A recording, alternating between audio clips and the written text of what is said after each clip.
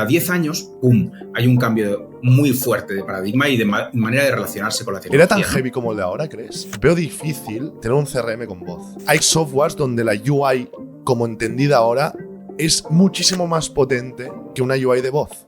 La pregunta nos la estamos haciendo mal. La pregunta quizá no sea cómo va a ser un CRM de voz, sino cómo podemos no tener CRM. ¿Va a evolucionar tanto el product design que va a haber un punto donde no hagamos UIs y todo sea en formato conversacional? Tú has visto la peli de Her, Javier. Estás describiendo un poco que vamos hacia ahí.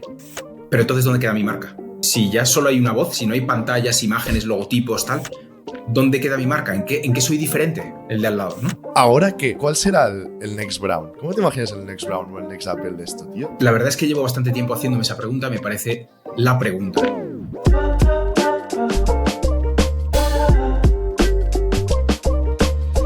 Bienvenidos una semana más al podcast de entrevista a Product Leaders. Hoy estamos con Javier Cañada. ¿Qué tal, Javier? ¿Cómo estamos? Muy buenas. Muy bien, muy bien. ¿Tú también? Muy bien, muy bien. Y con muchas ganas de esta entrevista que hacía tiempo que la estábamos preparando. Para hacer un poco de introducción de quién es Javier Cañada, para aún la gente que no lo conozca. Javier es un referente del diseño, ¿vale? De diseño de producto. Eres el socio fundador de Instituto Tramuntana, que ya sabéis, los que me conocéis, que soy muy fan de este sitio. Hemos estado ya 2 o 3 veces, creo, grabando un podcast en directo. Entrevistamos a Íñigo Medina ahí, o sea, estuvo súper bien. Y es un espacio que inspira, ¿no? Es un espacio que hay que estar si estás en producto. Hoy vamos a hablar de varios temas, entre ellos de cómo está evolucionando el diseño con toda la inteligencia artificial y cómo creemos también que va a evolucionar a futuro la experiencia de usuario-computador, usuario-máquina, ¿no? O sea, ¿cómo está evolucionando esta experiencia? ¿Qué pasa con los agentes? ¿Qué pasa con la conversación? ¿Qué pasa con la voz? ¿No? Hay muchos temas aquí interesantes. Antes de ir ahí, Javier, un breve resumen de tu historia. 5 minutitos. ¿De dónde vienes tú? ¿Cuál es tu background? Muy bien. Yo estudié humanidades, estudié ciencias sociales, sociología y ciencia política en Granada.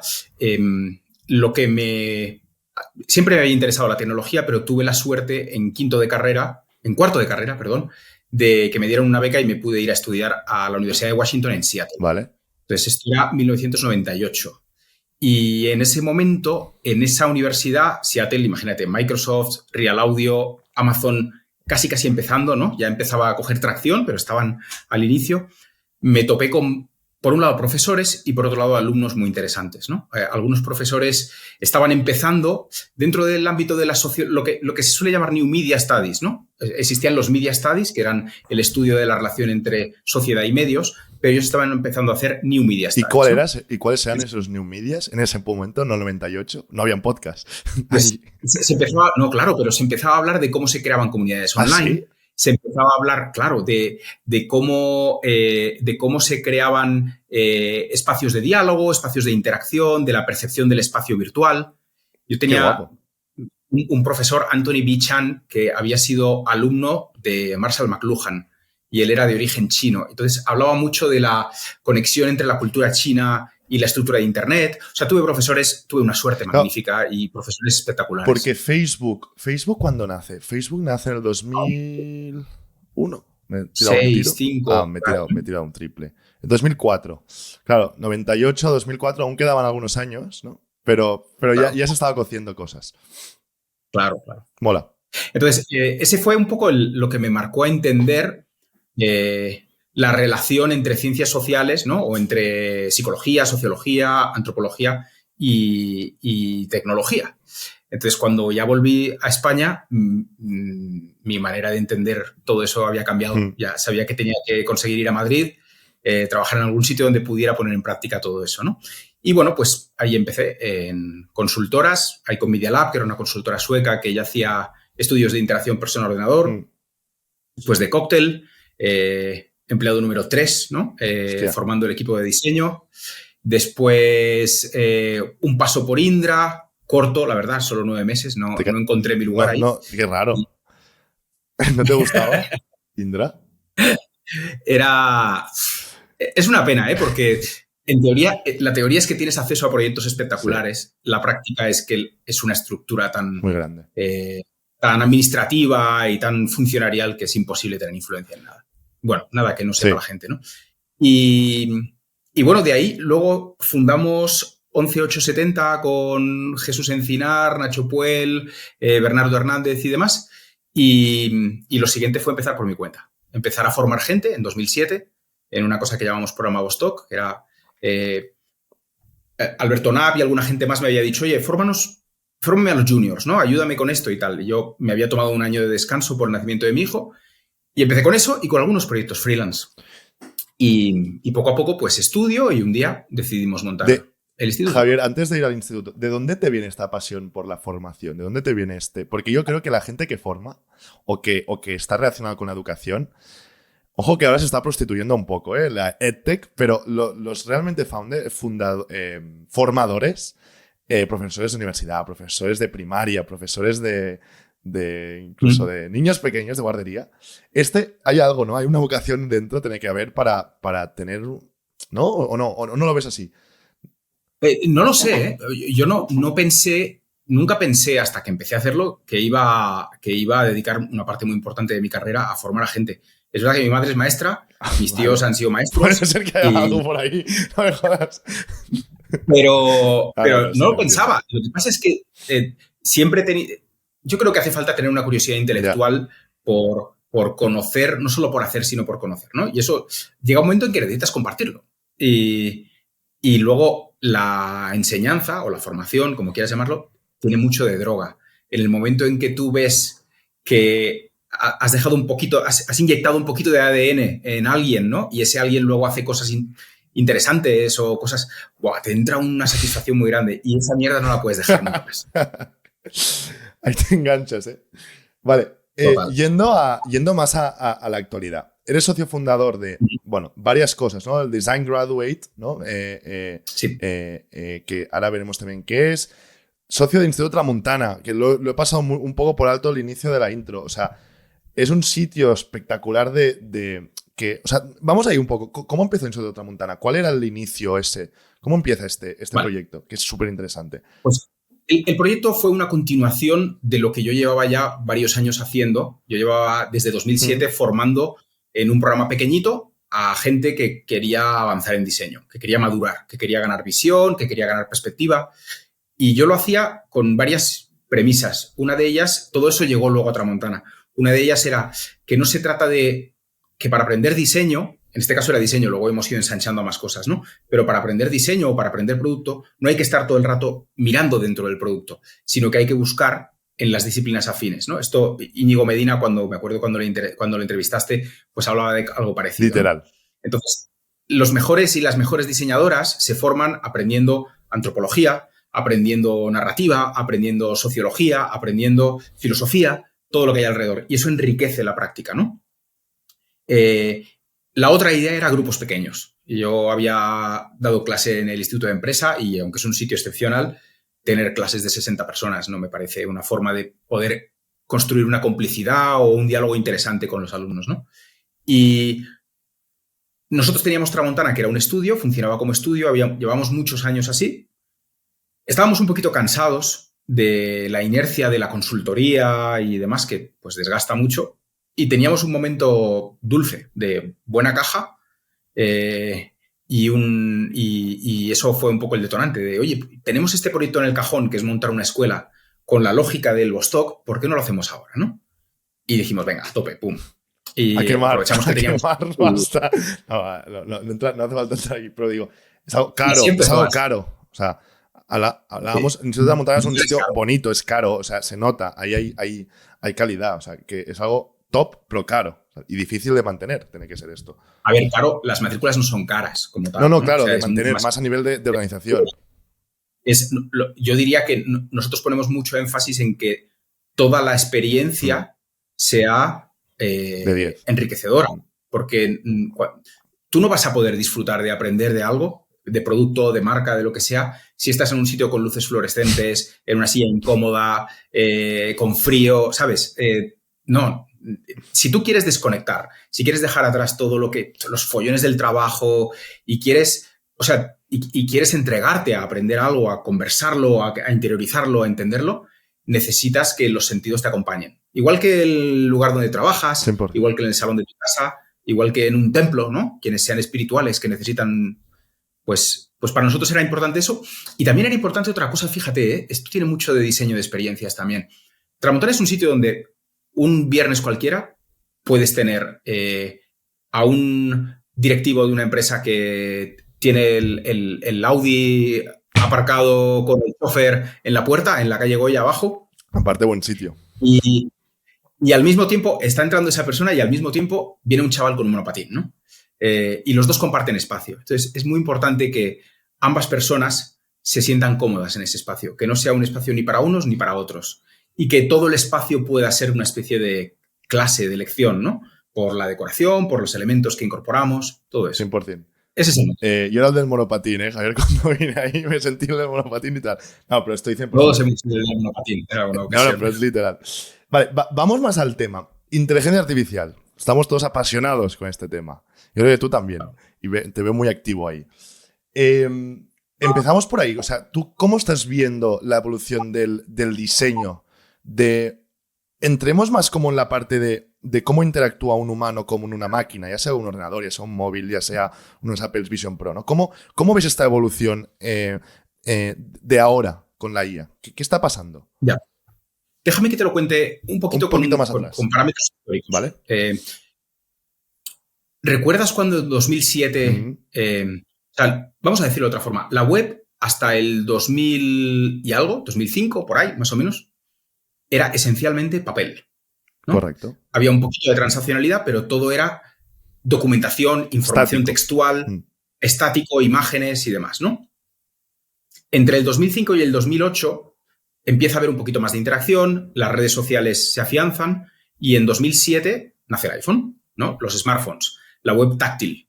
Pero lo interesante no es solo es que sea táctil, sino que además vamos con un dispositivo que antes íbamos con un ordenador, ahora vamos con un dispositivo que tiene una cámara, que tiene un GPS, que tiene muchísima más capacidad de recibir información y de darte información y que se puede usar en cualquier lugar. Y Internet cambia por completo. Quienes diseñamos nos llevamos, no un golpe, porque yo no lo recuerdo como un golpe, lo recuerdo con entusiasmo, pero mucha gente se llevó un golpe. Las leyes y las lógicas, el 80% de lo que sabíamos había que repensarlo. Y si te vas más atrás, pasó lo mismo cuando pasaron de línea de comandos a interfaz gráfica de usuario, pasó lo mismo cuando pasaron de ordenadores no conectados a ordenadores conectados. O sea, cada 10 años, ¡pum!, hay un cambio muy fuerte de paradigma y de manera de relacionarse con la tecnología. ¿Era tan heavy como el de ahora, crees? ¿O más? Incluso más, no sé. Es difícil decirlo ahora en retrospectiva, ¿no? Éramos menos. Entonces, la llegada de la IA ha sido global, ha sido pum, de golpe, casi toda la humanidad con acceso a tecnología, ¿no? La web en el 2000 era poca gente, los ordenadores en el 94 o en el 95 eran muy poca gente también. Ya. Entonces, como te decía, cada 10 años, más o menos, ¿no? Cada década, pum, un cambio gordo. Y ahora estamos en otro, entonces hay que volver a pensar un montón de cosas. El cambio es muy grande. Pero a mí me parece excitante, ¿no? Hay una parte interesante que lo que comentabas, ¿no? Que quizá yo creo que aquí jugamos con ventaja ahora, porque quizá antes no se podían hablar tanto de esto. Es decir, quizá los diseñadores que estabais pensando en cómo hacer este cambio no estabais tan juntos, no escuchabais podcast de diseño con otros, no hablabais tan... O sí, no estabais tan conectados. No, pero estábamos físicamente. En el mismo sitio, ¿no? Claro. Había mucha más comunidad. Yo te diría que había mucha más comunidad presenciales más que ahora, sí. Pues esto es un error. Al menos en el ámbito del diseño, ¿eh? El ámbito de la tecnología está más organizado. Hostia. Bueno, vamos más a lo que comentábamos. Esta evolución de estos 10 años, lo que estamos viviendo ahora. ¿Qué está cambiando principalmente? ¿Qué cosas dirías que versus los trends o el diseño de hace 5 o 10 está cambiando ahora? Ok. Mira, te diría... Yo destacaría dos cosas, ¿vale? La primera de todas es que la inteligencia artificial, bien sea a través de texto o bien sea a través de voz, multiplica por millones el ancho de banda de lo que tú puedes decirle a un sistema, digamos, ¿no? O sea, cuando tú estás con una web y estás haciendo una reserva de un hotel, por ejemplo, ¿no? Y estás clic, desplegable, 2 personas, desplegable, municipio, tal, es casi como si hablases por Morse. O sea, Sí, vas sí. súper despacito, dando muy poquita información a la vez. En el momento en que tú puedes verbalizar eso y usar lenguaje natural, ese cable pequeñito y finito se convierte en una tubería gigante. Vale. Es como pasar del módem del 56 kilobytes a la fibra de vidrio, ¿no? ¡Pua! De golpe el ancho de banda de la comunicación es brutal y eso es transformador. A cambio, hay un elemento de pérdida de control para quienes diseñamos. Es decir, cuando tú diseñas esas cajitas con esos botones, con esos formularios, tú determinas el orden de todo, la posición de todo, entonces eres casi como un orfebre, ¿no? Cuando diseñas. En el momento en que la relación es a través de una IA, o una IA hace la mediación, quien diseña ya no es tan dueño de cómo la IA se va a comportar. Yo pongo dos metáforas. Una metáfora que me gusta mucho es quien ha conducido un velero sabe que un velero no es como un coche. Tú en un coche aceleras y al instante el coche acelera, frenas, al instante el coche frena. El velero es todo inercias, fuerzas, ¿no? Sopla un poco el viento por aquí, el timón lo pones para allá, tienes que frenar, tienes que dar marcha atrás para... En fin, es como que no tienes el mismo control. Cuando diseñas para la IA es parecido. Hay otra metáfora Es buen punto. que me parece muy buen punto. Muy acertada. Cuando tú diseñas con el viejo paradigma de interfaz gráfica de usuario, tienes control de todo. Es como si hicieras animación, como si fueras un director de animación. Cada dibujo se decide uno a uno, ¿no? Sin embargo, cuando te toca diseñar un agente o diseñar los parámetros por los que se comporta un agente de voz o un agente de texto o un LLM con lo que sea, tu rol pasa a ser más como el de un director de cine, que tiene que enseñarle al actor cómo tiene que actuar. Y el actor tiene su propio criterio, ¿no? Exactamente. Y el actor tiene un grado de libertad. Un grado de libertad. Y cosas y de improvisación y su manera de ser y su manera de pronunciar. Entonces no tienes el control pleno, pero puedes guiar. Entonces ese es el cambio más grande para mí. Hay un debate que a mí me interesa saber tu opinión, que es, sobre todo en el software B2B, ¿vale? Que yo es el que conozco más. Sí.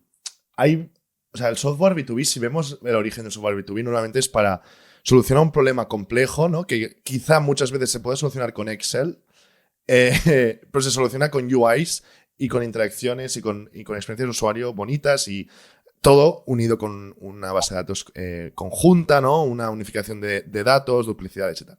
Ok, está guay.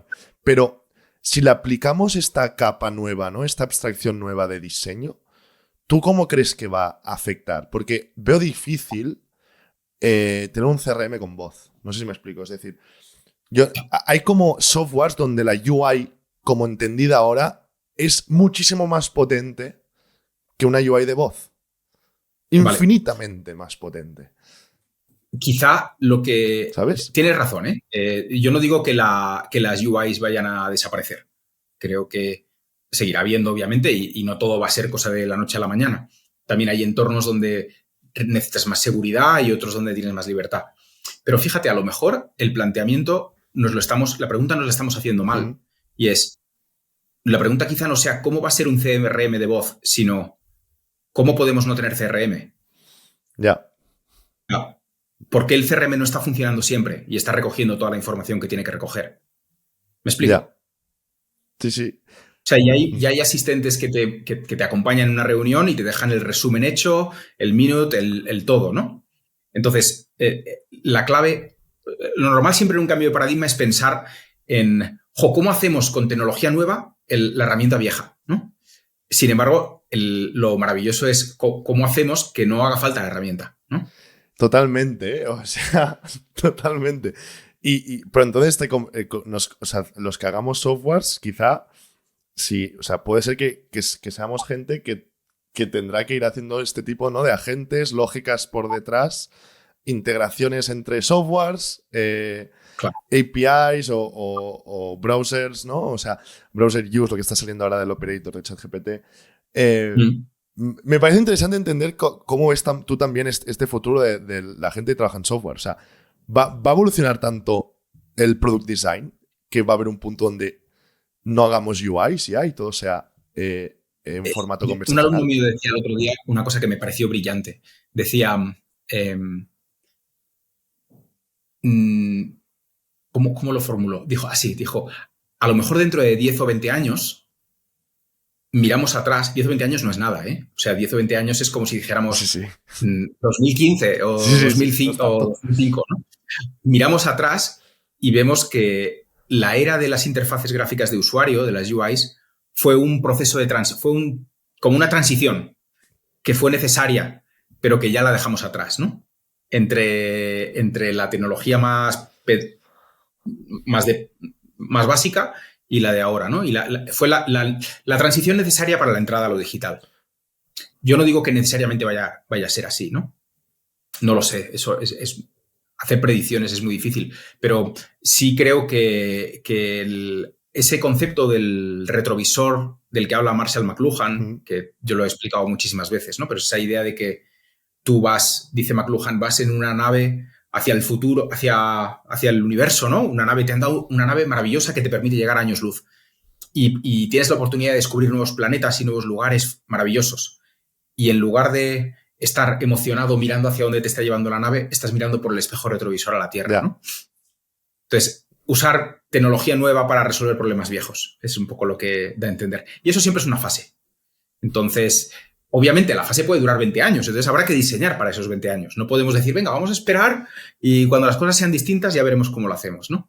Pero sí veo... Buen punto. El otro día escribía un ensayo en el que decía que mucha gente del ámbito del diseño de producto o del producto en general, está como marineros en un temporal, en el puerto, esperando a que pase, ¿no? Como de, a ver qué hacemos, ¿no? Puede ser. Asustados, sin saber muy bien qué hacer, preocupados y esperando a que amaine. Yo lo que, o sea, 100%, yo también estoy viendo esto y esto es lo que no tiene que pasar. Pero lo que sí que veo, si me imagino, o sea, pensando más en la cabeza de un fundador, ¿no? De decir, vale, ¿qué voy a hacer? ¿No? ¿Cómo va a evolucionar el producto digital? ¿Y qué es lo que yo haría ahora o cómo haría producto ahora? Me cuesta imaginarme un futuro a corto plazo, porque a corto plazo hablamos de 1 o 2 años, ¿vale? Me cuesta imaginarme un futuro donde el tipo de producto que montes ahora o la interacción que montes ahora sea algo que no se depreque y que no quede en un año vista muerto. Y eso es lo que me parece difícil de predecir. Nadie lo sabe, pero es que lo veo difícil. O sea, si ahora pensamos en un producto que creemos que no se va a deprecar, quizá deberíamos estar haciendo no producto. O sea, quizás estaría... Y dices, coño, me explota la cabeza, ¿qué hago? ¿Sabes? No sé, es difícil. Es difícil. O sea, es verdad, es así. Totalmente, sí. La mayoría de gente que yo conozco y que sabe y que tiene una cierta visión habla de construir, ¿no? De producto alrededor de los LLMs, ¿no? Los wraps, los LLM, o sea, una capa por encima de un LLM. Sí, y tiene todo el sentido, pero es cierto que, pues igual que las primeras integraciones que se hacían, pues cuando se empezaban a construir ecosistemas donde el móvil, la tele, el no sé qué, todo aquello iba quedando obsoleto muy rápido, ¿no? Me acuerdo también las primeras apps en el móvil también quedaban obsoletas muy rápido. Es natural, pero así es el mundo del software, ¿no? O sea, estás siempre en una constante ansiedad, porque las cosas, quizá en el B2C más, ¿no? En el B2B menos, pero joder, no deja de ser así. Yo mi pregunta, Javier, es, tú que eres un gran seguidor y solo entrar a Tramontana ves máquinas Brown, ves Olivetti, ¿no? Ves diseños de hardware muy curados que después en el software se ha ido viendo, ¿no? Esta escuela. ¿Ahora qué? O sea, ¿cuál será el Next Brown? ¿Cómo te imaginas el Next Brown o el Next Apple de esto, tío? Es una pregunta. La verdad es que llevo bastante tiempo haciéndome esa pregunta. Me parece la pregunta. O sea, pues en lo que llevamos de año, un poco más atrás incluso, me he reunido con gente que a lo mejor son pues directores de marketing o directores de tecnología de empresas grandes que me han dicho, yo sé que en unos meses estas 15 aplicaciones que tenemos, 15 productos digitales que tenemos con nuestros clientes, con nuestros proveedores, con tal, se van a ir, ¿no? Van a desaparecer. Y sé que esta cosa concreta la voy a resolver, pues me decía una persona un alto cargo de una aseguradora, lo voy a resolver con voz. Tiene mucho más sentido, ¿no? pero entonces, ¿dónde queda mi marca? O sea, si ya solo hay una voz, si no hay pantallas, imágenes, logotipos, tal, ¿dónde queda mi marca? ¿En qué soy diferente el de al lado, no? Es que es verdad. Y claro, claro. En el momento en que a mí me gusta la metáfora de decir que cuando el software se convierte en aire, ¿qué queda? Entonces, mi ¿Cuál es tu hipótesis... hipótesis aquí, Javier? Mójate. Mi hipótesis es que volveremos a buscar dos cosas. La primera, productos basados en IA, pero que tengan capacidades más comunicativas, por decirlo así. Vale. O sea, si una empresa tiene una voz propia, esa voz tiene que tener un estilo, una forma de hablar, una personalidad, ¿no? Tiene que ser un actor, el actor de esa marca, ¿no? Tiene que tener un humor determinado, etc. Pero luego, aparte, esa marca necesita tangibilizarse en la sociedad. Entonces va a volver a poner cuidado en las tiendas de los centros comerciales. Va a volver a poner cuidado en cosas tangibles, no sé si en merchant o en diseñar sus sonidos mejor, en diseñar melodías que acompañen a su servicio. El otro día estábamos hablando con una teleco del diseño del router, ¿no? Claro, les importa 3 carajos el router ahora porque el router es una cosa lo más barata posible, una caja de plástico hecha en China y ya está, ¿no? Pero en el momento en que ya no tienen pantallas o que la pantalla sea mucho menos importante o que... ¿Cómo transmitirán su valor? El router a lo mejor va a haber que diseñarlo bonito, ¿no? O va a haber que diseñarlo de una manera determinada o con un lenguaje propio, igual que lo tenía Olivetti o igual que lo tenía Brown o igual que lo tenía Bang & Olufsen, ¿no? Entonces creo que hay una parte que es diseñar mucho más sensorialmente, tener en cuenta aspectos como, pues, en los espacios físicos la luz, el sonido, la experiencia, pensar más en ecosistemas, ¿no? Que lo que pasa en la calle tenga más conexión con lo que pasa en el altavoz o en lo que sea, en el entorno digital, ¿no? Y por otro lado, decía, cuidar más lo sensorial, pero también tener mucha más conciencia de que el diseño ya no es solo digital, que la diferencia entre digital y físico se desvanece, ¿no? Y que hay que actuar en todo a la vez. ¡Pua! Lo veo muy complicado. Lo veo muy difícil, pero te compro 100% que vamos hacia ahí. Me cuesta ver que logremos solucionar muchos de los problemas complejos que las UIs bien hechas han solucionado. Sobre todo volviendo a lo de antes. Lo que yo creo que la audiencia trabaja más que es en B2B SaaS, ¿no? O B2B software, claro, que ya está muy asentado y resuelve problemas muy bien. Quiero ver cómo va a pasar esto. Y si vamos a lo físico, evidentemente, compro mil veces de que esto todo está yendo a una experiencia, a un ecosistema, a una marca, ¿no? A algo diferencial. Otra cosa que me parece interesante comentar es que justo los productos digitales que se están construyendo por encima del LEMS, esto justo en Tramuntana, lo comentábamos en la tertulia, de que, claro, al comoditizar un poco la creación de producto, ¿no? Se están volviendo productos muy parecidos. Y esta parte emocional, sensorial o como quieras llamarle, de esta personalidad del producto, cada vez yo veo que es menor que antes, que había una parte más artesana. O sea, es como que va en contra, o sea, que va un poco en contra de lo que estamos hablando. Lo que estamos viviendo hoy no quiere decir que sea lo que se asienta y realmente lo que cale, ¿no? en unos años, pero se está viendo esto. Totalmente. Yo, si me lo permites, te diré que en el ámbito B2B, intuyo, la marca importa menos. Importa más la utilidad que das. El problema. ¿Cómo solucionas el problema? Exactamente. ¿Cómo solucionas el problema? ¿Cuánto vales? ¿Cuánto cuestas? ¿No? Mejor dicho. Y tu servicio y demás. Son cosas como más tangibles, ¿no? Tú puedes tener una marca magnífica, pero si tu aplicación no es buena, pues nada. Pero en el ámbito B2C, estoy de acuerdo en que los productos basados en IA se parecen todos mucho, ¿no? Ahora mismo no hay esfuerzo puesto en la personalización y demás, pero justo ayer, no sé cómo vino la cosa, no sé si estaba... Creo que vi un producto de IA digital, que no me acuerdo del nombre, que era pues como un asistente o un compañero de juego para niños, ¿no? Vale. Y entonces eran unos minigotes que te hablan y tal. Vale. Y eso me llevó a la pregunta de, joder, a lo mejor paso 1 hora al día con ChatGPT hablando con él, igual que tú, igual que todo el mundo. ¿Por qué no customizo mi interfaz? O sea, yo no sé si si viviste la época de los skins de Winamp, ¿no? No. Todo el mundo tenía el suyo. No lo viví. No lo viviste, ¿no? Bueno, pero en el momento en que ChatGPT sea un dispositivo, ¿vale? Le querré poner unas cargas. O sea, ¿cómo lo hago mío? ¿No? Porque la intimidad que tenemos ya es muy especial, ya no es la de cualquiera. Qué bueno. Hay un diseñador japonés que nunca recuerdo el nombre, tiene una teoría muy buena y dice, cuanto más cerca de la piel está un objeto, cuanto más cerca de nuestra piel lo tenemos, un objeto que usamos, más necesidad tenemos de personalizarlo o de que su estética se adapte a nosotros, ¿no?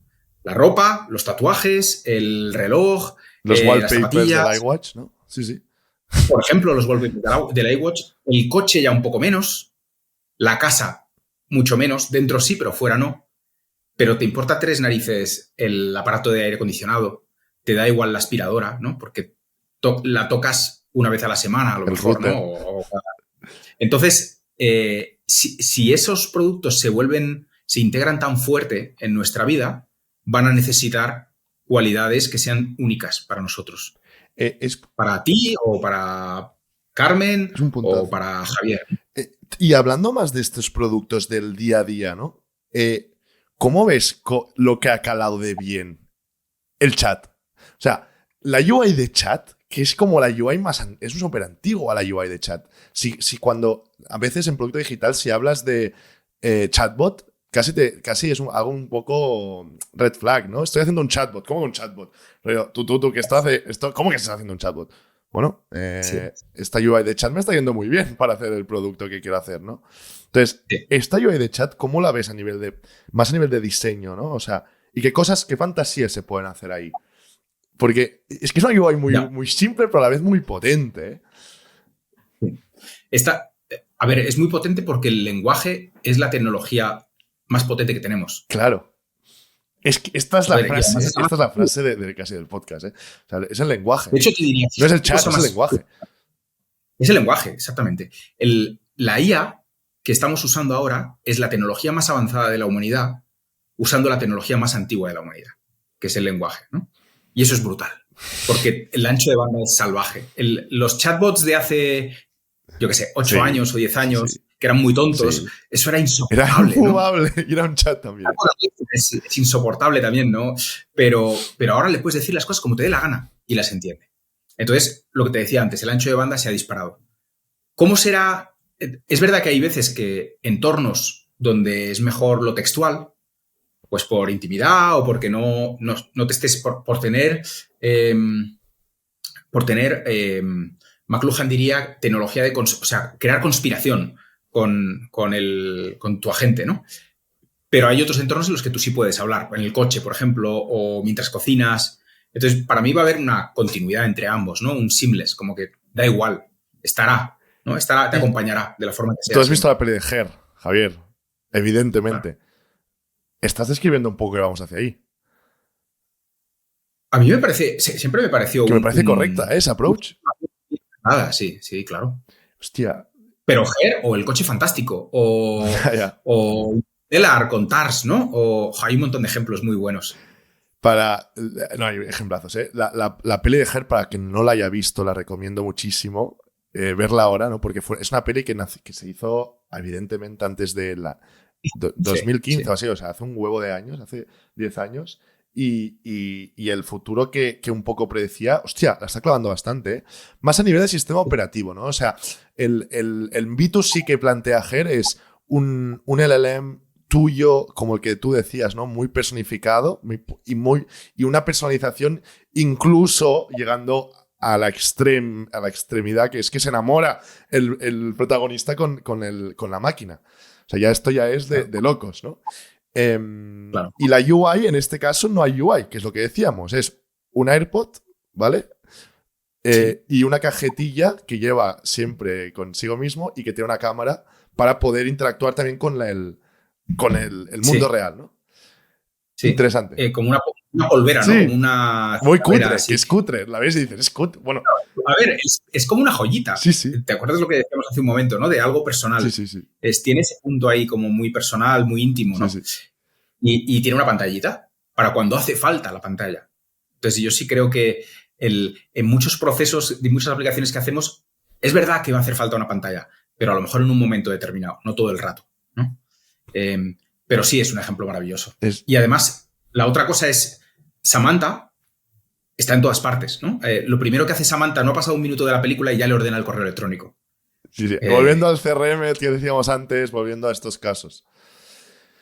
Es un futuro que a mí me da bastante miedo. Me gusta, pero me da miedo de ver cómo será. Me da mucho miedo. La parte, sobre todo, yo creo que lo difícil es la parte no determinista del LLM, ¿no? Y de la IA que nunca va a tener. O sea, una IA no es determinista, ¿no? O sea, y nunca lo va a ser. Entonces, que te ordenen los correos está muy bien, pero imagínate que se ha equivocado, ha alucinado y te ha borrado un correo que era lo más importante para ti en ese momento. Puede pasar. Ya. Entonces, claro que puede pasar, pero ¿por qué le exigimos? O sea, está la broma esta de le exigimos humanidad, pero también le exigimos perfección, ¿no? O sea, quieres que sea muy humana, pero también quieres que sea muy perfecta. O sea, decide, o sea, sí. ¿Qué margen de imperfección le concedes? A mí me gusta mucho, hay una escena muy bonita en Interstellar en la que TARS hace una broma como un poco de... Están despegando y TARS dice, despegando y llevando a los humanos a mi colonia de esclavos humanos en el no sé qué. Y entonces el prota dice... Baja el nivel. Y dice 100%, y dice, bájalo a 70%, ¿no?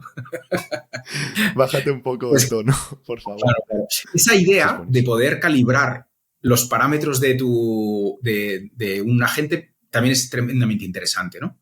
Es algo en lo que estamos trabajando en Victoria, que es un producto de visual de agentes de voz, ¿no? Tú poder decirle, pues quiero que seas más, o sea, que seas más humorística o más cachonda o menos, o que seas más estirado o menos, o que seas más matemático, o que seas más, yo qué sé, esas cosas, ¿no? Y Javier, hablando ya más de lo que hay ahora, ¿qué modelos de voz tú has visto ahí fuera que están petándolo? Hablamos de Sésame, que probé el otro día, que es espectacular.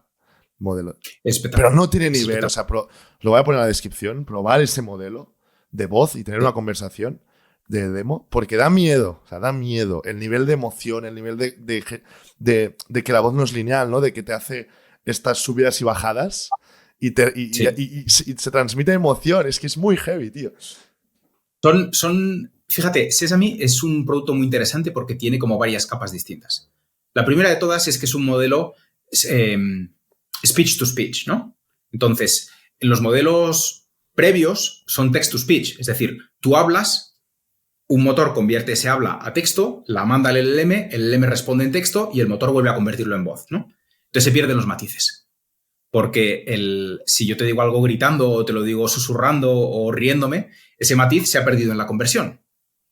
Pero Sesame usa un modelo speech to speech. Ya directamente genera lenguaje hablado. Y eso hace que el matiz se mantenga. Esa es la primera cosa. La segunda cosa es que hay un montón de decisiones de diseño muy buenas para darle naturalidad a la conversación. Por ejemplo, si tú estás hablando, Sesame está constantemente dándote feedback de ¿no? Que son soniditos, gestitos que a ti te ayudan a sentirte escuchado y le dan mucha más naturalidad a la conversación. Si hablas con un agente de los anteriores, por decirlo así, es casi como hablar con un walkie-talkie. Ahora hablo yo, luego cambio, luego hablas tú, cambio, ¿no? Pero con Sesame es como full duplex, sería, ¿no? Y luego la tercera cosa es que su prompt está muy bien pensado. Es humorístico, es cachondo, el tío es simpático, ¿no? Eso se puede hacer hoy en día con cualquier agente, pero ellos lo han hecho muy bien, se han currado muy bien esos ejemplos, digamos, ¿no? Y la quinta es la voz, una voz bien elegida, bien sintetizada, y de esto habla mucho el profesor Javier Suárez Quirós, que bueno, pues es director del Laboratorio de Sonido de la Universidad de Oviedo, y da clase también en Tramontana. Él habla mucho de la psicología de la voz, ¿no? Las capacidades y las cualidades de una voz, de diferentes formas de entonar. Entonces, esas 4 capas, Sesame las ha trabajado de una manera admirable. Y en este caso, Javier, ¿qué recomienda aquí de capas de voz? ¿Qué tiene que tener? ¿Una voz como muy no lineal o con mucho distinto? Sí, ¿no? Yo, en la web de Tramontana, en el programa que empiezo a impartir en octubre, hay un agente de voz que tú le puedes preguntar cosas, ¿no? Y te explica cosas del programa. Ese agente de voz está entrenado con mi voz. Vale. Entonces, usa mi voz. lo que ocurre es que para entrenarlo usamos locuciones mías de piezas documentales. Entonces, todo el rato habla así como muy sentido, como muy tal, pero no habla así como más relajado y tal, ¿no? Entonces, cuando tú entrenas a la gente, cuando tú subes los ficheros de audio para que el engine genere una voz sintética, lo que tienes que darle es muchísima variedad. Tienes que darle cosas más conversacionales, hablando más rápido, hablando más despacio, hablando más sentido, hablando más... O sea, Eso es que muy este bueno. podcast podría ser una manera brutal para entrenar a un modelo así. Meterle 1 hora de tu voz de conversación. Si es solo la mía, sí. Como metamos las dos, ya... No, claro, solo la tuya, solo la tuya. Solo la tuya, ¿no? Sí, Pero claro, sí, pero claro. una. Unas grabaciones, sí. Qué bueno. ¿Cómo, yendo más aquí que has tocado el tema de Javier y de Tramontana, ¿no? Estáis haciendo cosas ya de esto en Tramontana, pero ¿cómo se crea un agente de voz? O sea, para la gente que quiera crear un agente de voz, ya sea para su empresa o para montarse un side project, o sea, ¿cómo se crea un agente? No hace falta ir a lo técnico, súper técnico, pero más o menos algunos tips. Pues, pero ¿te refieres a tips de diseño o te refieres a qué hay que hacer operativamente hablando? O sea, un poco todo, o sea, un poco cómo lo ves tú, ¿no? Es decir, o sea, tenemos tools como Eleven Labs que están haciéndolo muy bien en el espacio de APIs para integrar las voces de Eleven Labs y los modelos que tienen ellos. Sesame, que vamos a comentarlo. Usar el concepto de agente, ¿no? O sea, estamos viendo, no sé, es que yo veo como el mundo de los agentes ya muy como que se puede hacer de muchas maneras. Veo demasiado ruido y si yo quisiera hacer un agente en mi empresa escalable que vaya a tener un impacto en todos mis usuarios, no sabría qué usar ahora mismo, ¿sabes? Y eso es lo que me cuesta ver.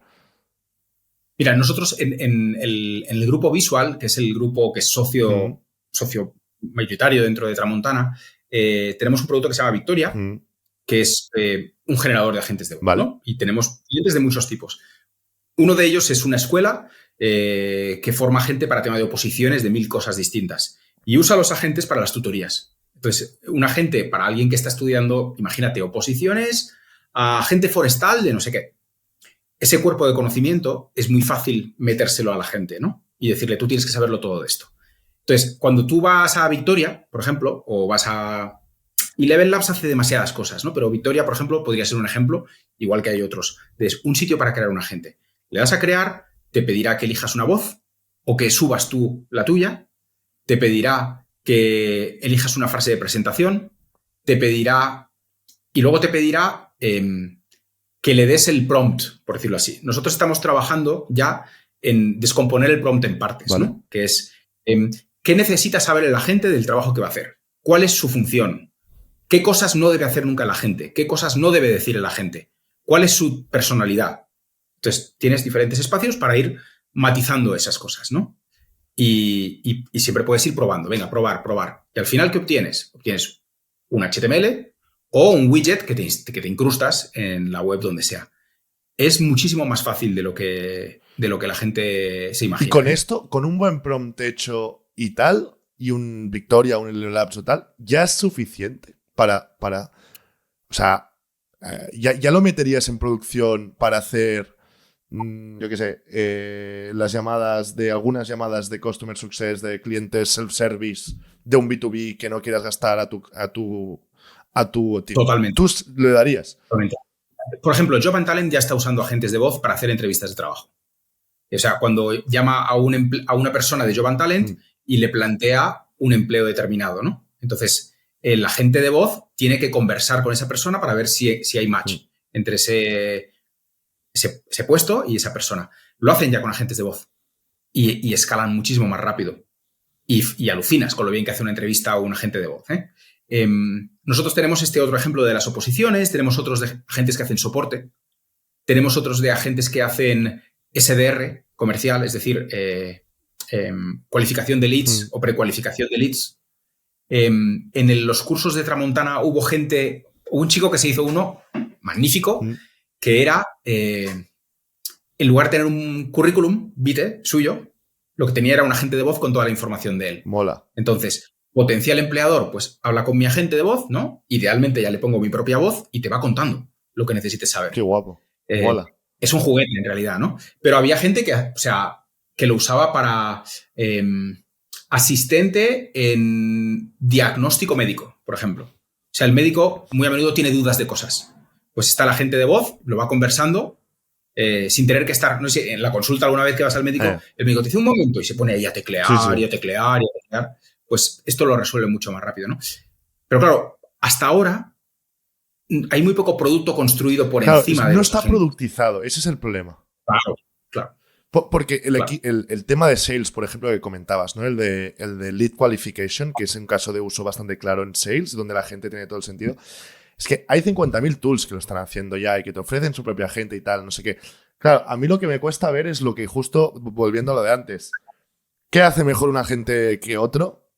¿Por qué tu agente es mucho mejor? Es decir, yo veo una pata que no hemos comentado porque es interesante, que es la de que recopile todos los datos que tú quieres recopilar. Es decir, si tú tienes 5 datos que quieres recopilar, que los cumpla. Y en todas las llamadas, claro. ¿Sabes? Pero eso es diseño de prompting. Prompting, sí. Eso tienes que saber cuándo usar un guión, cuándo no usarlo, cómo definirle el guión, cómo no definírselo. Llegará un momento en que no haya que hacer todo ese diseño de prompting. Pero ahora hay que hacerlo, ¿no? Y es parte de lo que enseñamos en un curso que impartimos de diseño de agentes de voz. Entonces, no se trata solo de tener la tecnología, sino de diseñar bien, como decíamos antes, ¿no? Tienes que ser un buen director de cine 100%. Y coger a tu actor y decirle muy bien lo que tiene que hacer y en qué orden lo tiene que hacer y con qué grado de humor, ¿no? Otro experimento muy divertido que hicimos en un curso hace poco fue crear un asesor de temas de inversión financiera y tal.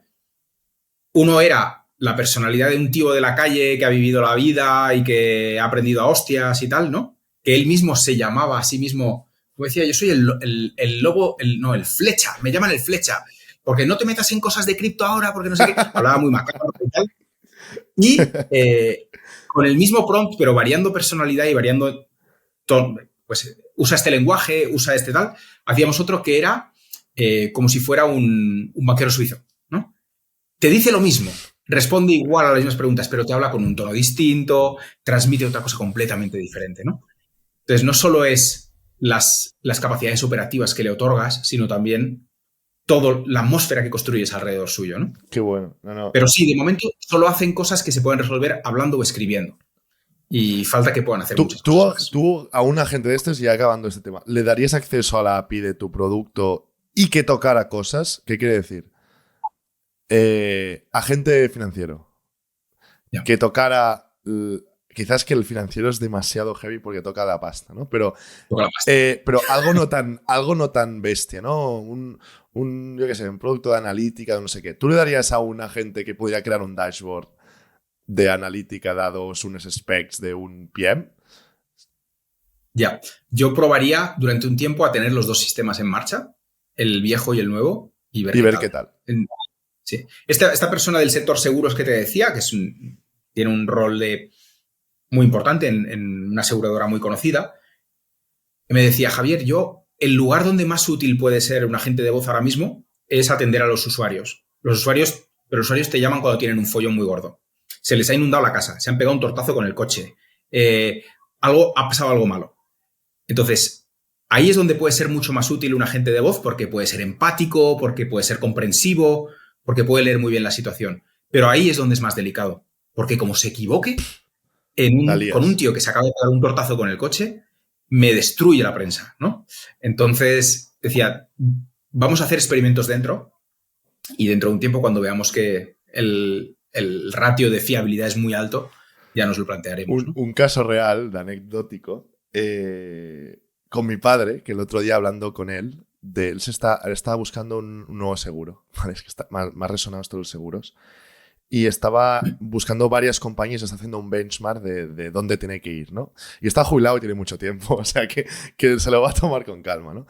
Entonces, lo que me decía es que el feedback que me dio de los onboardings, no onboardings, de los prospectings que le habían hecho, era que le rayaba muchísimo que le prospectaran agentes, ¿vale? Él me decía, Dani, yo quiero un humano, o sea, quiero un humano, ¿sabes? Yeah. Y lo pensaba yo fríamente, de decir, hostia, pues si yo en mi cabeza todo lo que estoy pensando de producto estoy yendo hacia la gente. Y quizá mi padre es un buyer muy cualificado para cierto producto, ¿no? Entonces, aquí hay un debate, ¿eh? Hay un debate casi ético, ¿eh? De las compañías, de hasta dónde tienen que ir con escalabilidad.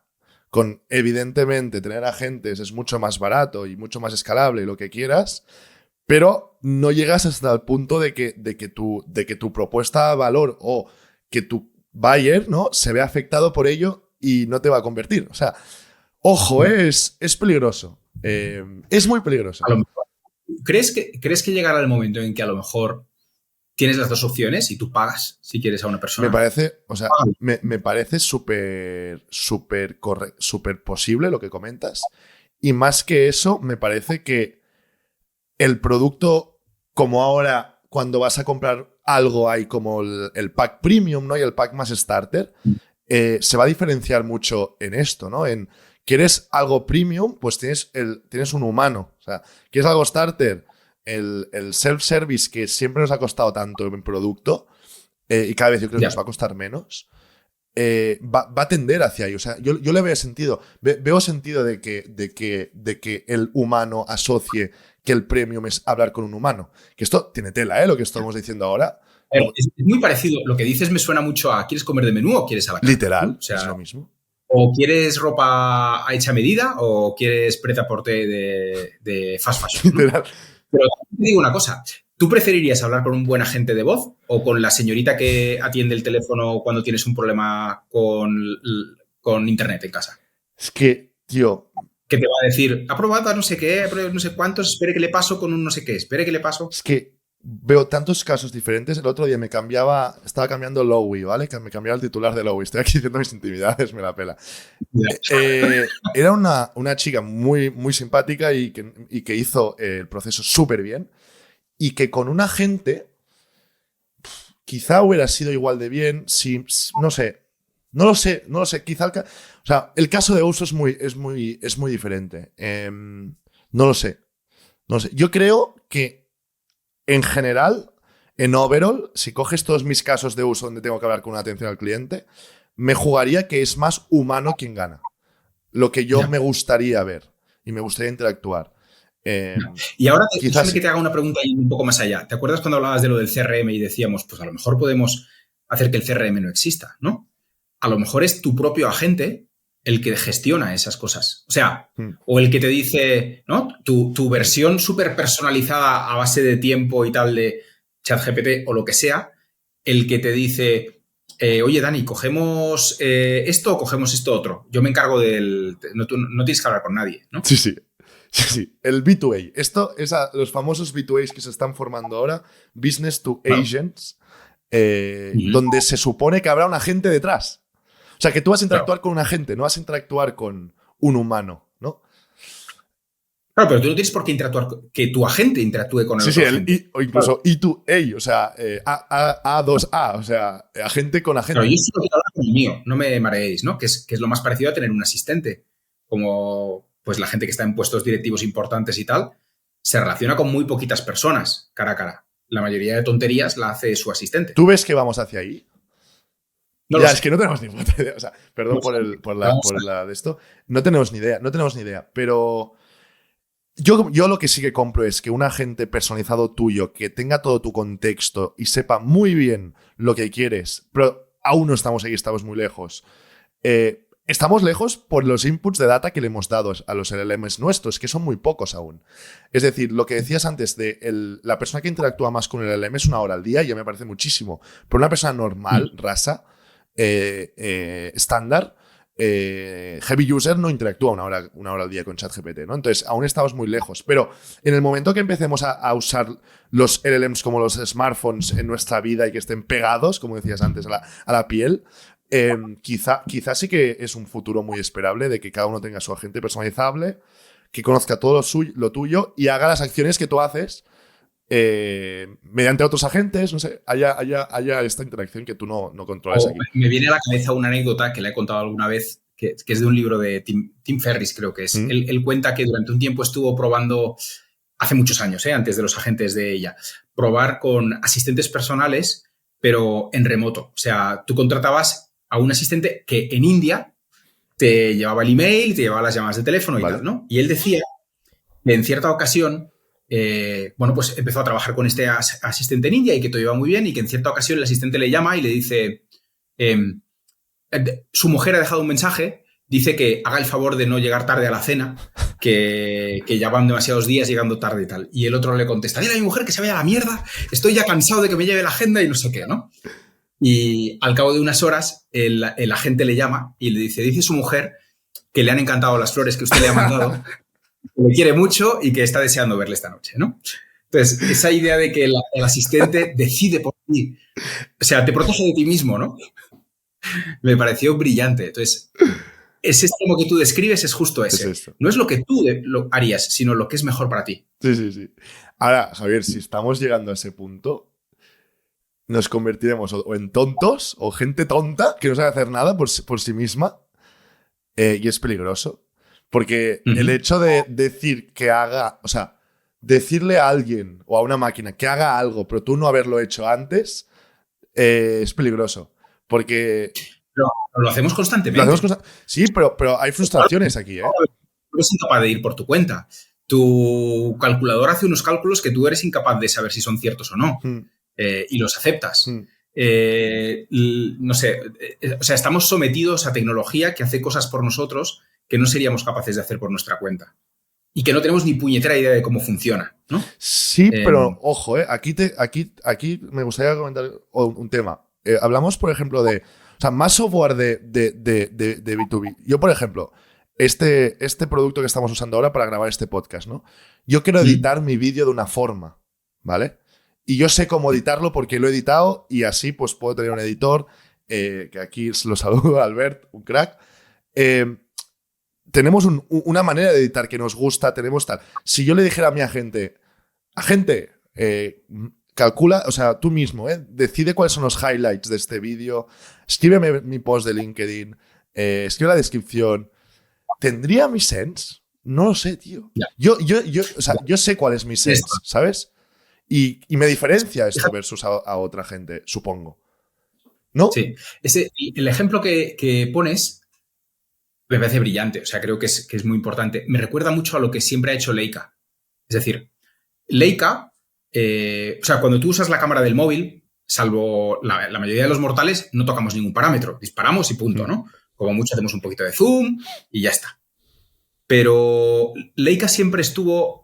Las Leicas tú no tienes autofoco, por ejemplo, nunca, en la serie M, digamos, de Leica, y tampoco tienes control automático. O sea, puedes tener muy poquito control automático de la apertura, pero te lo tienes que currar casi todo, ¿no? ¿Por qué? Porque Leica dice, hay un montón de decisiones que podemos tomar por ti bien, pero la decisión de qué metes en el plano y qué enfocas son decisiones editoriales. O sea, ahí está tu criterio. No podemos tomarlo por ti. Eso te lo tienes que aprender a hacerlo. Porque eso es lo que te determina tu naturaleza fotográfica, ¿no? Y me parece brillante esa aproximación. Entonces, Leica siempre te exige un poquito de esfuerzo. Que Apple también un poco ha sido al principio más que ahora su mode, ¿no? De que versus otros sistemas operativos, todo es muy fácil, ¿no? Todo es muy smooth. Hay muchas cosas en el background que están pasando que ni te enteras, pero tienes un switcher, ¿no? En un switcher cambia todo, ¿no? No necesitas 5 configuraciones, no necesitas 5 dropdowns, ¿no? Un switcher, on, off, punto, ¿no? O cosas más fáciles, ¿no? Es interesante este punto. Y yo ahora tendremos learnings, a la hora de diseñar el producto del futuro, tendremos learnings del software, o del old software, para entender que el humano siempre tendrá que tener algo de hacer algo, ¿no? Que no sea todo. Sí, y de control, de no perder el control. No perder el control. No, literal. Vamos, Javier, si quieres más a... Bueno, hemos comentado bastante, pero me has comentado antes que teníais un curso justo que está a punto de empezar, que se llamaba de gestión... ¿Cómo se llamaba el curso? Bueno, empieza en octubre. Pero hemos abierto las inscripciones ahora. ¿De qué va esto? Es un curso directivo, lo hemos llamado Liderazgo Creativo y Visión de Diseño. Vale. ¿De qué va esto? Pues va de que hay una serie de perfiles con responsabilidad directiva, directores de marketing, directores, te podría decir hasta directores de tecnología, de producto, directores de diseño, que están en un momento en el que ven que sobre todo si trabajan en un entorno más bien tecnológico, mucha incertidumbre. Lo que hablábamos antes, ¿no? Como de, hostia, ¿y ahora qué? Y si no va a haber tantas pantallas, ¿dónde está mi influencia? ¿O dónde está mi marca? ¿O dónde está mi influencia dentro de la organización? Y lo que queremos hacer en este programa es ayudar a ese tipo de perfiles a pensar y entender ensanchando la mirada. Vale. A que aprendan cosas de arquitectura, de experiencias a través del uso de la luz, a que aprendan muchísima más narrativa, ¿no? Cuando una marca ya no se expresa con pantallas, tendrá que encontrar maneras nuevas de hablar, ¿no? Que pueden ser por vídeo, o pueden ser textuales, o pueden ser lo que sea. Entonces, maneras nuevas de hablar, maneras nuevas de hacer. Y el programa lo que busca es un ejercicio exploratorio, en cierto modo, ¿no? De cómo funcionan los códigos de un montón de ámbitos en los que a lo mejor como director de diseño o de marketing no te habías fijado. Y son muy relevantes y probablemente te va a tocar moverte a ellos. Te va a tocar volver a trabajarte en las tiendas, en los centros comerciales, o te va a tocar crear una atmósfera musical alrededor de tu producto, o te va a tocar decidir cuál es la voz que tiene que haber en este agente. ¿Cómo decidimos eso, no? Esto que... Perdón. El programa. Perdona. Sí. Esto que comentas, Javier, y... ¿Qué tipo de compañía? Bueno, entiendo que esto viene gente de todo tipo de compañías, ¿no? Pero si me imagino en unas compañías más consumer y más marketing, ¿no? Lo que comentabas, o producto, marketing, gente creativa, ¿ves que tiene que haber también una reflexión, no solo con la tecnología y que cómo se está usando, sino con cómo las nuevas generaciones están consumiendo productos, ¿no? O sea, cada vez más tirando a productos donde hay una comunidad fuerte, una experiencia, ¿no? Que te sientes identificado casi con la vida, ¿no? Y los propósitos y valores. ¿Cómo veis esto vosotros ahí? Porque me parece un punto interesante, sobre todo yendo más al consumer. Sí. A ver, es una cosa que José Luis Antúnez, el que hasta ayer fue director del programa de marca y cultura del Instituto Tramontana, lo ha dicho siempre, ¿no? O sea, dice que las marcas son las nuevas religiones y que son las que proponen una manera de ver el mundo. Y esa manera de ver el mundo conecta con una comunidad, ¿no? Y cuando eso, y que las marcas tienen que posicionarse no solo con una manera de ver el mundo, sino con una ética, una lógica y una manera de actuar que no solo es operativa, sino también es moral, en cierto modo, ¿no? Más de un tipo o más de otro, el que sea. Hostia, he perdido el hilo de lo que estaba diciendo. Sí, ya sé por dónde iba. Entonces, esa parte va a existir y es necesaria. Y creo que en el momento en que la marca pierde corporeidad, se tiene que incrementar más eso. O sea, cuando Cabify no tenga una... ¿Para qué quieres la aplicación de Cabify? Es que... Cuando la puedes gestionar con voz o la puedes gestionar desde un agente, que es básicamente que venga un coche donde estoy, ¿no? El software ya sabe dónde estás, ya sabe quién eres, ya sabe todo. Que venga un coche y me lleve a casa. Entonces, la aplicación es totalmente inútil, o la de Frina, o las que quieras, ¿no? O Uber, o lo que sea. Entonces, ¿dónde está la marca de Cabify? ¿Y dónde está la propuesta de valor también? Exactamente. ¿En el precio? Tendrá que construir más esa marca, ¿no? Es muy difícil, ¿eh? O sea, lo que estamos hablando ahora es un mundo jodido, ¿eh? O sea, y ojo que cada vez algún gurú, ¿no? Que a mí no me gustan los gurús, pero alguno tenía razón. Distribución es lo más importante, o cada vez tiene más importancia la distribución y la marca. O sea, ¿qué marca tienes? Ya sea de tu empresa, de tu persona, ¿cuál es tu posición ahí? Porque si lo otro se comoditiza y se está comoditizando, no sé, si usarán el mismo modelo de voz, Uber, que... Hay un ejemplo muy chulo. En los años 50, IBM tenía las mejores máquinas de escribir. Ya estaba, a finales de los 50 estaba empezando a hacer máquinas eléctricas, ¿no? Que tenían un cabezal eléctrico y ibas mucho más rápido con ellas. Se llamaban las Selectric. O sea, IBM era líder. Y en un momento determinado, al hijo del heredero de IBM, el que era CEO en ese momento, Watson, hijo, le dicen que una empresa italiana acaba de abrir una tienda en la Quinta Avenida y que la gente está como loca comprando esas máquinas de escribir, ¿no? Entonces el tío deja lo que está haciendo y se va corriendo a ver esa tienda. Y lo que está vendiendo Olivetti, que es la marca, son máquinas de escribir de una generación anterior. sea, tecnológicamente no tienen nada que ver con las de IBM, son peores, pero son de colores, son bonitas y expresan, y en su publicidad y en su todo, están reposicionando el producto, están diciendo, este es el instrumento para que tú te expreses. Esto no es una máquina gris para que la use tu secretaria cuando estás en el despacho y tal, no, esto es la posibilidad de expresarte, que es algo muy parecido a lo que hizo Apple con los ordenadores, con los iMacs en los primeros 2000, ¿no? Convertirlos en algo distinto. Entonces, esa resignificación es añadir marca, añadir comunicación, añadir mensaje al producto, dotar de narrativa al producto, ¿no? Que es justo lo que estás diciendo tú ahora. Para la gente que está haciendo productos, que no se acojone, que esto aún queda. Porque si ahora... No, pero imagínate, o sea, yo me estoy acojonando no, o sea, es muy difícil, lo que estamos diciendo y llevarlo a la práctica es muy difícil. O sea, seguimos haciendo apps, seguimos haciendo webs, sigue funcionando la UI y Uber sigue teniendo un algoritmo bueno, algoritmo lo sigue teniendo, pero tiene una UI muy bonita que te permite ver dónde está el conductor. Veremos dónde acabamos. A mí también me interesa ver cómo se posicionan, o sea, cómo evoluciona el rol de la gente que hace producto y software cuando cada vez esto se vaya democratizando más y comoditizando la creación de producto. ¿Cómo nos vamos colocando? ¿Qué valor tú aportas, ¿no? ¿Cómo va a ser el valor que aporta una persona muy buena de design systems, por ejemplo, de apps? ¿Qué hará esta persona ahora? ¿Tendrá que pasarse a design systems de apps de voz? Veremos qué pasa. Interesante verlo. Interesantísimo. Es un momento de cambio muy grande.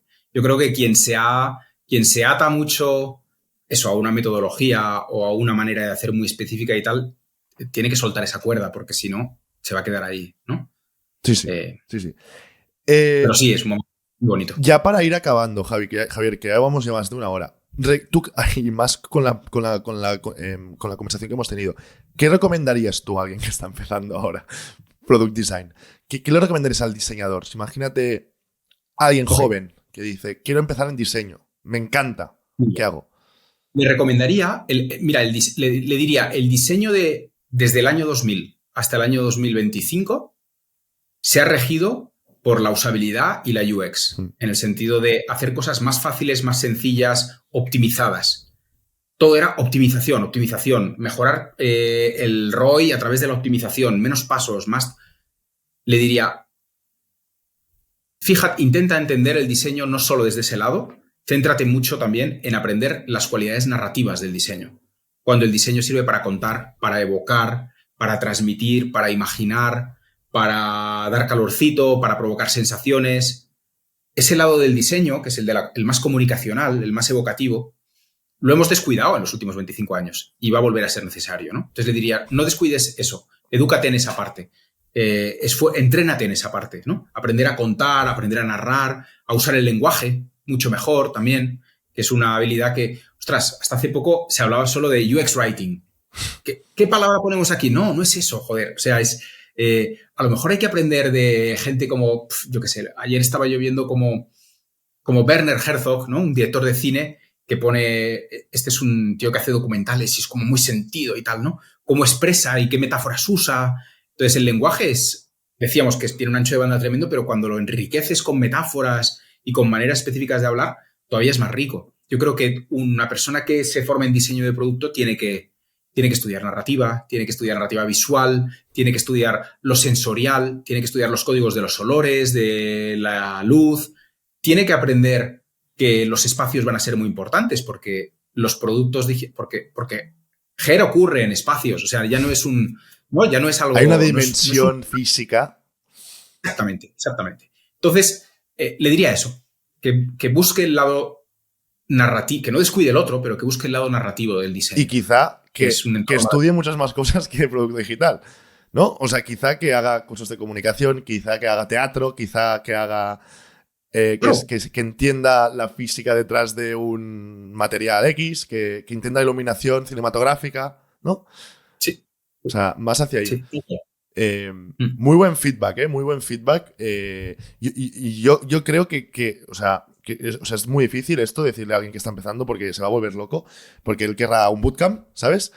Pero es importante la reflexión de que está cambiando muchísimo el sector y que no lo quiera ver está con los ojos tapados. O sea, tiene que haber esta mentalidad de ir más allá, no quedarse en solo UX UI de hace 5 o 10 años. A ver, lo que vas a hacer es un curso de 3 sesiones o 4 sesiones, por supuesto, aprende una habilidad que puedas poner a funcionar ya.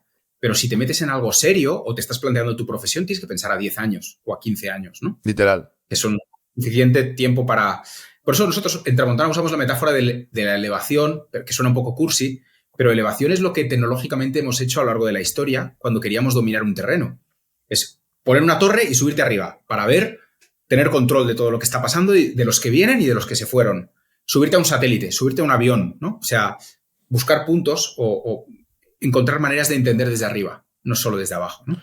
Es muy buena, es realmente muy buena. Formaciones como las de Tramontana yo creo que van a tener más sentido que nunca, porque van a hacer que la gente piense, que es lo que falta normalmente cuando haces cursos de hard skills puras y aprendizaje muy cortoplacista. O sea, yo parece que estoy cobrando dinero, pero os recomiendo a la gente a Tramontana. O sea, yo soy muy poco...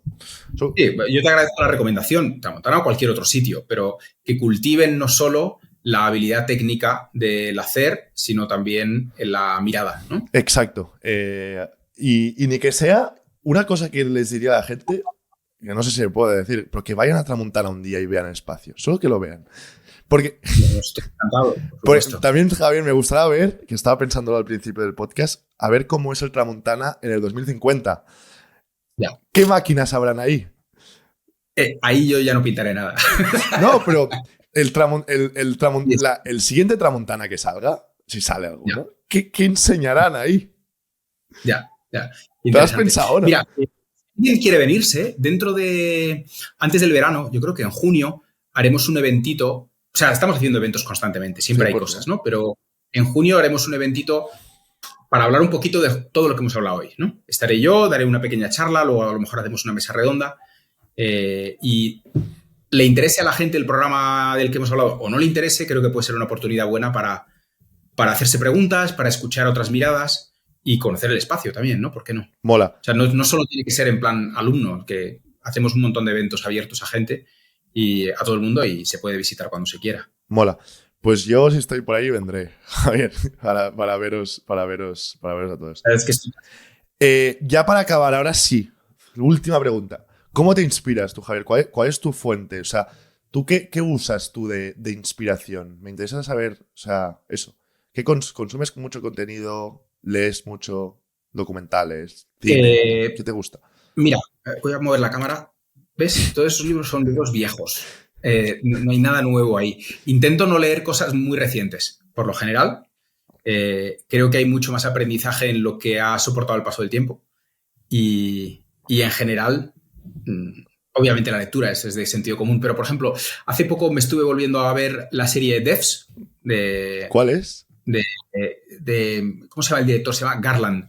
Es el mismo que hizo Ex Machina. Vale. Devs es una serie muy cortita, son 8 episodios, que pasó un poco desapercibida porque la proyectaron cuando estalló la pandemia, pero que es una maravilla, no solo en términos de ciencia ficción, de futuro cercano, sino en términos de la iluminación, las atmósferas, los diálogos. ¡Buah! Si la ves con esos ojos, es espectacular. Ya ves. A mí esas cosas me enriquecen muchísimo. ¿De qué va? Es como de ficción y... Sí, va de una empresa que tiene un ordenador con capacidades cuánticas y la usan para cosas, ¿no? No voy a desvelarte mucho ahora. Qué guapo. Pero ese es un poco el planteamiento de partida. La atmósfera que construyen es espectacular y las reflexiones son muy profundas. Entonces, por supuesto libros, por supuesto música, por supuesto lo que cualquier persona, ¿no? Mola muchísimo. Hablando, es que me he dejado este tema que te quería comentar. Hablando de computación cuántica, fui al Barcelona Supercomputer Center hace 2 semanas y me gustó muchísimo porque hoy hemos hablado de cómo va a evolucionar todo esto, ¿no? Y hablando de Olivetti. Y lo que me impactó un huevo fue de que tienen como una sala donde hay varios de los ordenadores que han tenido en el BSC antiguos, ¿no? Desde el 1900 y pico. Entonces veías ordenadores que eran unas bestias de 2 o 3 metros y Xavier Guillem, que es un amigo mío y quien me invitó ahí, me dijo, mira Dani, tu smartphone es 4 o 5 veces esto. Y dices, ¡Dios! Esto hace muy poco, ¿no? Imaginemos de aquí 20, 30 años dónde estaremos a nivel de tecnología, a nivel de todo esto que estamos hablando. O sea, está guay ver dónde vamos. O sea, chulísimo. Sí, ganar perspectiva es hacia atrás y hacia adelante, ¿no? Creo que es enriquecedor y además es divertido. O sea, te da para soñar, ¿no? Que también es una cosa bonita. Totalmente. Pues Javier, si quieres lo dejamos aquí. Muchísimas gracias por este podcast. Ha sido brutal y... Muchas gracias a ti, he disfrutado mucho. Un poco de learnings, ¿eh? Aprender de ver también la historia, leer, ver dónde estamos yendo, reflexionar. Yo creo que hoy es un podcast para que la gente piense y todos pensemos. O sea que, mil gracias, Javier. Hasta la siguiente. Sí, y a la gente que lo vea. Hasta otra. Y hasta la semana que viene. Chao, chao.